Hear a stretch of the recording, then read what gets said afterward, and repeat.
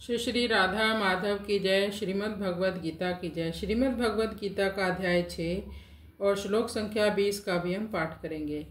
यत्रोपरमते चित्तम निरुद्धम योग सेवया यत्र च ऐव आत्मना आत्मानं पश्यन् आत्मनि तुष्यति। यत्रोपरमते चित्तम, इसको आप यत्र उपरमते भी बोल सकते हो।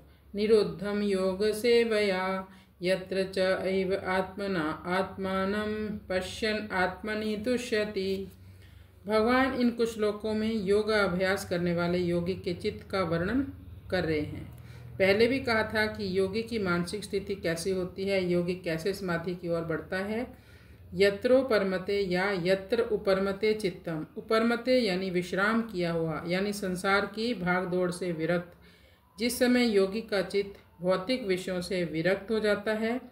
निरुद्धम योग सेव्या, निरुद्ध एक अवस्था है चित्त की जहाँ पर चित्त बिल्कुल शांत हो जाता है, कोई हलचल नहीं होती। निरुद्ध अवस्था समाधि की तरह होती है। जिस समय एक योगी का मन आत्मना आत्मानम, स्वयं का दर्शन करता है, उस समय वह अपने स्वरूप में अपने आप का ही अनुभव करता है, अपने आप में ही संतुष्ट रहता है।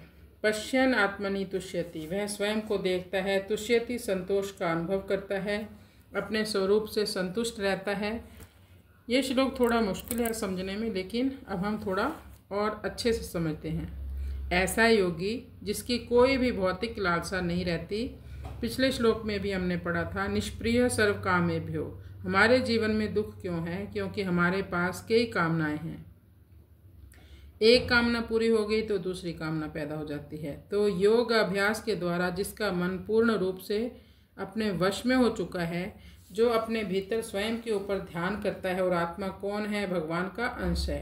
कुछ योगी होते हैं जो केवल आत्मा का ही चिंतन करते हैं, और कुछ योगी होते हैं जो परमात्मा का भी चिंतन करते हैं। वेदों में लिखा है भगवान रसपूर्ण है, सभी प्रकार के रस भगवान में विद्यमान हैं। तभी तो योगी भगवान का ध्यान करने से सुखी हो जाते हैं।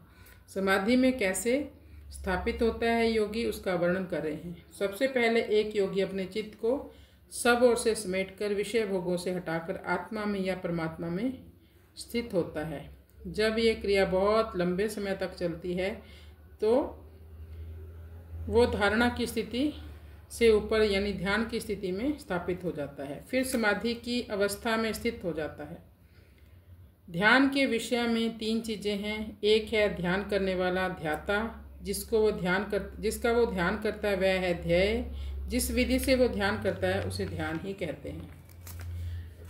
जब योगी का चित्त और मन एकदम एकाग्र हो जाता तो कहते हैं वह व्यक्ति समाधि में स्थित है। इस स्थिति में योगी अक्षय सुख की अनुभूति करता है। फिर उसको बाहर की भौतिक जीवन में आने का मन नहीं करता।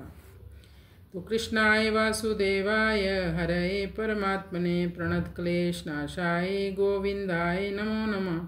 श्री श्री राधा माधव की जय। श्रीमद् भगवद गीता की जय।